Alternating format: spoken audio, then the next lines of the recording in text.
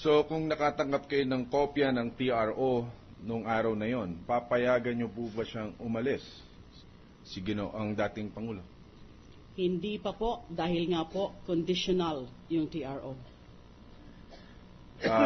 Ayon po sa ilang report natin, nagpadala po ang Korte Suprema ng kopya sa inyo nung araw na yon.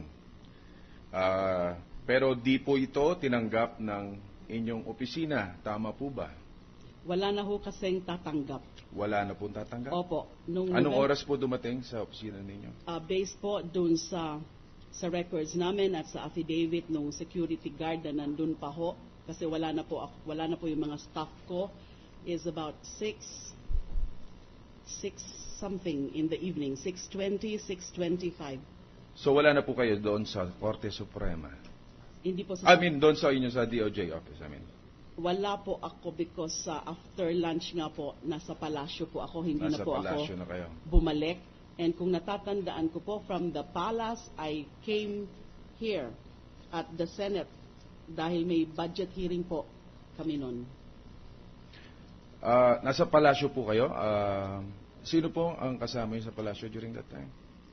Pumunta po ako sa opisina ni Pangulo dahil nga po ay inaabangan namin yung magiging developments nung session ng Supreme Court nung umaga dahil balita naman po na iti-take up yung mga petitions nung araw na yon, November 15. Kaya nga po nung nag-press con si Maidas Marquez, spokesperson Maidas Marquez, ay nasa palasyo po ako. And aside from that, meron pa ho kaming mga ibang mga pinag-usapan. Okay. Sa palagay niyo pa, kung nakaalis po ang ating dating Pangulong Gloria Macapagal-Arroyo, sa tingin niyo po ba siya ibabalik o hindi na? Yung paniniwala ko po, base sa aking masusing evaluation ng mga circumstances at saka sa mga impormasyon na nakakala po namin at inanalyze ko po, mukhang... So sa tingin niyo talagang hindi na siya babalik? Hindi naman po ako 100% na magiging sigurado dyan because hindi ko naman po talaga tunay na mababasa. So hindi niyo po kinonsider na talaga siya may sakit? Ako po ay walang kinikilingan. I just want to know kung ano po talaga yung katotohanan. Kinonsider ko po yun. Okay. Pero ang crucial po doon is yung kalagayan niya, gaano po ba kalala. Kasi kung malala talaga, kung nakumbinsi po ako, sa totoo lang po, kung nakumbinsi ako na talagang kailangan niya ng emergency treatment abroad at hindi matutugunan dito sa atin na talagang life-threatening, siguro po, pinayagan ko po. Hindi po siguro ako nagdalawang isip. So sa tingin nyo, hindi siya life-threatening? Hindi po. In-explain po sa akin yun ni Secretary Ona. Pag naging appointee ba ni PGMA, malaki bang posibilidad na kumiling ito pabor sa kanya? Depende ho sa tao. Depende? Yes. Di po ba kayo naging appointed din ni dating Pangulong Arroyo? Exactly, Your Honor. Ano I was pong posisyon appointed niyo? as the chair of the Commission on Human Rights. Commission on Human Rights. Yes, At Your hindi Honor. niyo rin po pinagsisihan yun, hindi po ba? Hindi po, siguro naman. Dahil maganda ang inyong performance during that time. I know, and up to now. Okay, Mr. President, that's all. Thank you very much. Thank you very much, Majority Floor Leader. The gentleman from Taguig and Otero. Good afternoon, Minority Floor Mr. Leader. President. May I ask some clarificatory questions to the prosecution, to anyone in their team?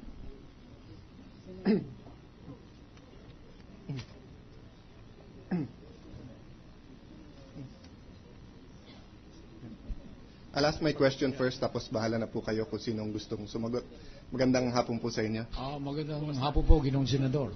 Together with many of our colleagues here, Senator Lacson, Senator Gingona, Senator Escudero, and some of my colleagues who are sitting, former colleagues who are sitting behind you, and some who are in government now, we really took a stand to hold former President Arroyo accountable. for her actions during her term and until now, no? So I don't think issue sa amin yon. You have some of the people, Congressman Colmenares here was one of them who drafted the impeachment complaint, who helped us during that time. I think hindi issue na many Filipinos want her held accountable and does not want her to escape. But I'd like you to help me draw the line, or katulad nung tanong po ni Senator Pimentel dati sa inyo, yung legal theory. Pwede niyo po bang ipaliwanag sa amin sa korte, and for my own clarification, ano po ang difference ng isang erroneous na decision lang ng Supreme Court o sabihin natin hindi tayo nag-agree? Di ba, kung tama yung decision nila, wala tayong pag-uusapan. Pero kung mali o erroneous, bakit erroneous? Hindi tayo agree sa kanilang tingin natin mali ang decision nila, or tingin natin irregular ang pag-issue ng TRO, whatever.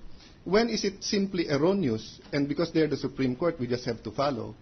And when does it become an impeachable offense? I'd like that clarified because ang dami po nagtatanong na that. And secondly po, in the answer of the defense, sabi nga nila, collegial body yan eh. So why single out the CJ when ang nag-decide nito yung grupo? Please try to clarify that. I'll do the best I can. Well, firstly, the Chief Justice has been known as a primus inter pares.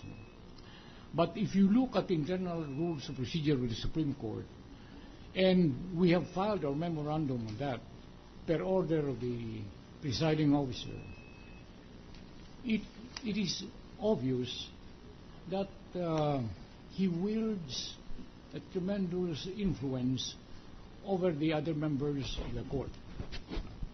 I would like to start from that assumption, from that premise, that he has broad powers, not only over the courts, but over the members of the court. Now, given that, as stated in the dissenting opinion of Justice Sereno,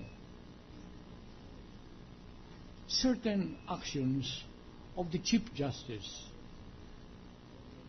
have, in our view, gone beyond that line from honest mistake to an impeachable offense amounting to betrayal of trust. Among other things, as stated in that dissenting opinion, one,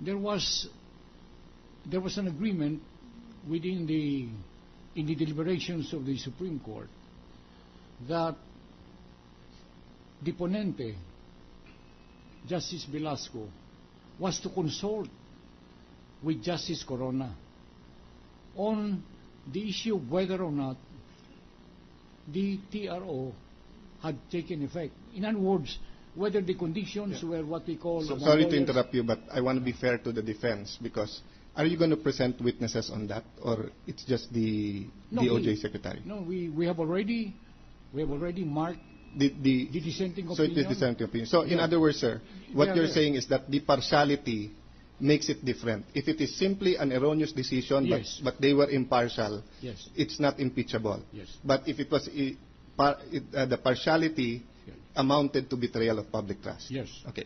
Number two, sir, I see from your complaint it says, in order to give them a chance to escape. So are you going to present witnesses, or are you also going to rely on some documents to show that, in fact, that was the motive of the Chief Justice to allow her to escape? We don't have any document to show clearly that the conduct or the actuations of the respondent, the Chief Justice, were calculated for that purpose. But certain acts that are stated in the dissenting opinion of Justice Sereno would lend someone to the belief or the conclusion that all of these acts pieced together were synchronized in a manner